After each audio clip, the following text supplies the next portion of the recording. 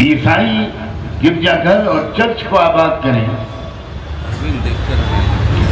سکھ بھائی گرودوارے کو آباد کریں، اور چھوٹے بڑے تمام دھرموں کے ماننے والے اپنے دھرم، اپنے کلچر، اپنی زبان، اپنی تہذیب اس کے مطابق زندگی گزاریں، اپنے بچوں کو وہی تہذیب سکھائیں، اسی تہذیب کے سکھانے کے لیے اپنے مدرسے اور اسکول قائم کریں،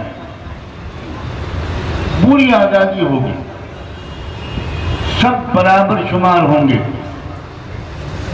کوئی اونچا اور کوئی نیچا نہیں ہوگا۔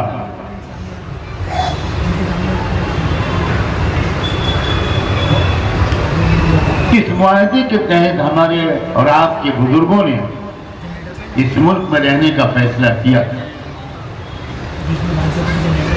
اور یہ بات بھی طے کی تھی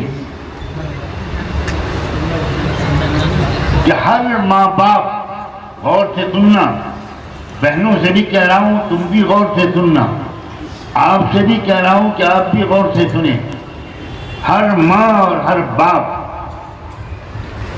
اپنے بچوں کو اس ملک میں رہتے ہوئے پکا ایمان والا، اللہ کے رسول کا عاشق، اللہ کے رسول کی سنتوں پر عمل کرنے والا، اسلامی تہذیب سے محبت کرنے والا ہر ماں باپ اپنے ہر بچے اور بچی کو ایسی تربیت دے کہ ماحول میں اگر کوئی کچھ اور مانتا ہے، کچھ اور شرک وغیرہ کرتا ہے تو وہ کیا کرے، لیکن میرے اور آپ کے اور ہمارے بچوں پر اس کا کوئی اثر نہ پڑے،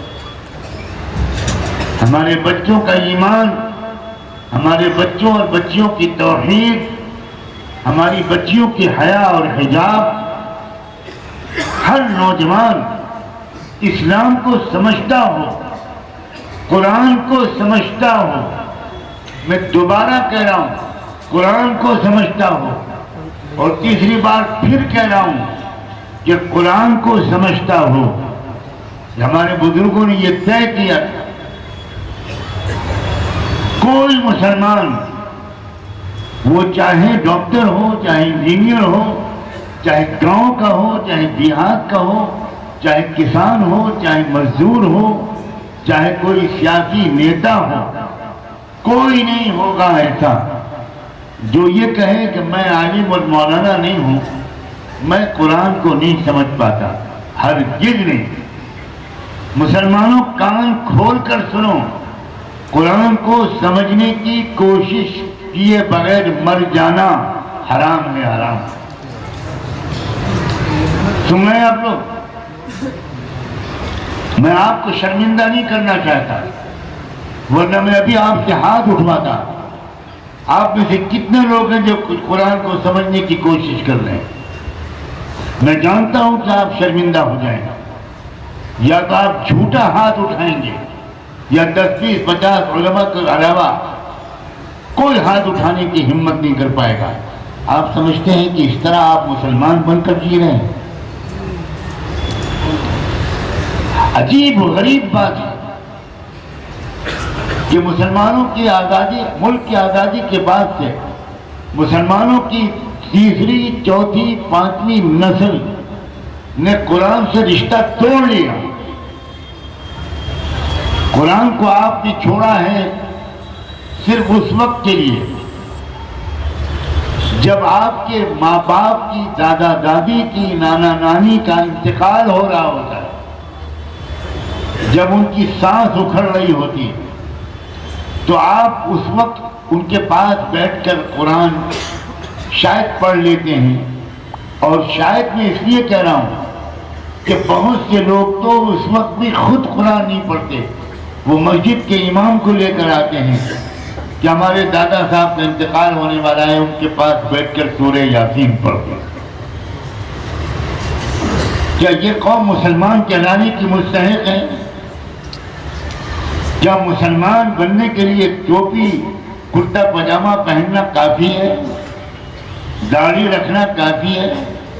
مکے کے کافروں کی داڑھیاں ہماری داڑھیوں سے لمبی ہوتی تھی، یہودی علماء کی داڑیاں آج بھی ہم سے لمبی ہوتی ہیں۔ یہ کرتا پاجامہ ٹوپی داڑھی کا اسلام سے کیا تعلق؟ یہ تو قومی لباس ہے، یہ تو ملک کا لباس ہے، اس کا اسلام سے کوئی تعلق نہیں۔ لیکن ہمارے پاس اسلام میں کیا رہ گیا؟ گوشت کھانا، یہ رہ گیا۔ ہم مسلمان ہیں، اس بات کی علامت کیا ہے؟ ہم گوشت کھاتے ہیں۔ کیا ہم مسلمانوں نے اپنے اسلام کو سمجھنے کی کوئی کوشش کی ہے؟ ہر شخص اس پر مطمئن ہے کہ وہ مسلمان گھر میں پیدا ہو گیا تو مسلمان تو ہے ہی ہو۔ عجیب بات ہے، ڈاکٹر کے گھر میں پیدا ہونے والا بچہ کیا خود بخود ڈاکٹر بن جاتا ہے؟ اس کو ڈاکٹر بننے کے لیے بھی اپنے باپ کی طرح سخت محنت کرنی پڑتی۔